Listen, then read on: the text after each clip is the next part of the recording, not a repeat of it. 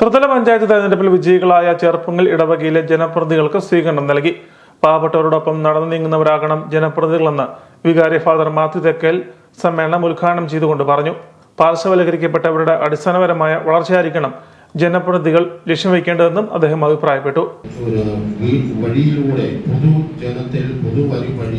നടന്നു പോകുന്ന ഒന്നുമില്ലാത്ത ആളുകളെ അല്ലെങ്കിൽ പാർശ്വവൽക്കരിക്കപ്പെട്ട അല്ലെങ്കിൽ മാർജിനലൈസ്ഡ് ആയിട്ടുള്ള ഒരു വിഭാഗം ആളുകളാണ് അവരുടെ പ്രൈമറി കൺസേൺ ആകേണ്ടത് എന്ന് അദ്ദേഹം പറഞ്ഞു വയ്ക്കുകയാണ്. ജനാധിപത്യത്തിൻ്റെ ഏറ്റവും മനോഹരമായിട്ടുള്ള ഡെഫിനിഷനും അത് തന്നെയാണ്. അപ്പോൾ മാൻ ഇൻ ദ സ്ട്രീറ്റിനെ ആദ്യമായിട്ട് ഉള്ളിൽ കണ്ടുകൊണ്ട് വേണം എല്ലാ ക്ഷേമ പദ്ധതികളും ആവിഷ്കരിക്കുവാനെന്ന് അദ്ദേഹം പറയുമ്പോൾ അത് നമ്മുടെ ബൈബിൾ ചിന്തയുമായിട്ട് യാതൊരു വ്യത്യാസവുമില്ല എന്ന് നമ്മൾ മനസ്സിലാക്കേണ്ടതാണ്. അസിസ്റ്റന്റ് വികാരി ഫാദർ ജോസഫ് മൂക്കൻതോട്ടം അധ്യക്ഷത വഹിച്ചു.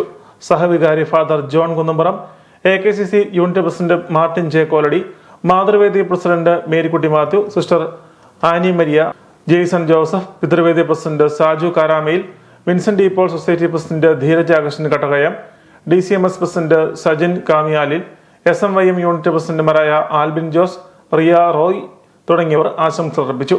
ജില്ലാ പഞ്ചായത്ത് അംഗം ജോസൻ മുണ്ടക്കൽ, ബ്ലോക്ക് പഞ്ചായത്ത് അംഗം Mansi Shaji, Kozhuvanal panchayat vice president Alice Joy, ഗ്രാമപഞ്ചായത്ത് അംഗങ്ങളായ Thomas Albert, Jofi Mathew, Rejimon Aikara എന്നിവർ സംബന്ധിച്ചു.